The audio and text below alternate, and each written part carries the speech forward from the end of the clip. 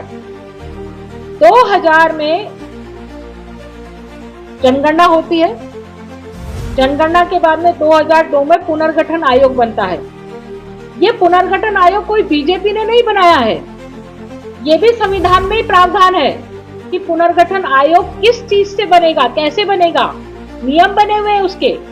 पुनर्गठन आयोग 2002 में बना और जनसंख्या हुई, लेकिन उस जनसंख्या में 1971 की जनसंख्या से लेकर के सन 2002 की जनसंख्या, जो भी लास्ट जनसंख्या थी, उसमें विवाद खड़ा हो जाता है। विवाद क्या खड़ा होता है कि उत्तर के राज्यों में जनसंख्या वृद्धि बहुत तेजी से होती है और दक्षिण के राज्यों ने जनसंख्या वृद्धि पर नियंत्रण रखा, और नियंत्रण रखा उन्होंने, राष्ट्र हित में जनसंख्या पर काबू पाया, लेकिन उत्तर के राज्यों में जनसंख्या पर नियंत्रण नहीं हुआ।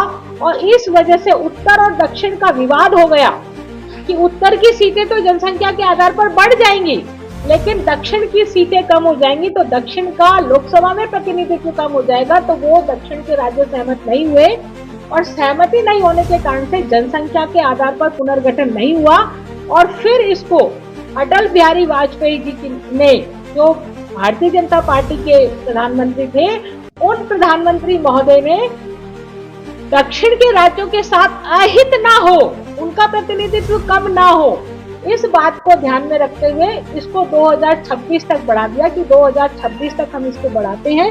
हम 2026 तक जनसंख्या के आधार पर पुनर्गठन नहीं करेंगे, हम कोई नया तरीका निकालेंगे, कोई नया ऐसा फार्मूला निकालेंगे कि दक्षिण के राज्यों के साथ अन्याय ना हो, और 2026 की जनगणना के बाद में फिर इसको लागू करेंगे। ये प्रावधान 2002 में किए गए, और उस समय भी पुनर्गठन आयोग बना। आप सबको ध्यान होगा, तो ये ज्यादा पुरानी बात नहीं है, हम तो उस समय नए नए राजनीति में आए थे। पुनर्गठन हुआ, उसी जनसंख्या के आधार पर हुआ, लेकिन अंदर ही उसी जनसंख्या के भीतर भीतर पुनर्गठन हो गया। और उस समय कांग्रेस की मनमोहन सिंह जी की सरकार बन गई थी। उसके बाद में मनमोहन सिंह जी की सरकार के समय में संवैधानिक आयोग बना, पुनर्गठन आयोग बना, उसी संवैधानिक प्रावधान के तहत बना। उस पुनर्गठन आयोग ने सीटों को अदला बदली करी, और उसके आधार पर फिर बाद में 2008 का जो चुनाव, 2009 का जो चुनाव हुआ, 2008 में चुनाव हुआ विधानसभाओं का, और 2009 में चुनाव हुआ लोकसभा का। 2009 में चुनाव हुआ तो मनमोहन सिंह जी की सरकार बनी।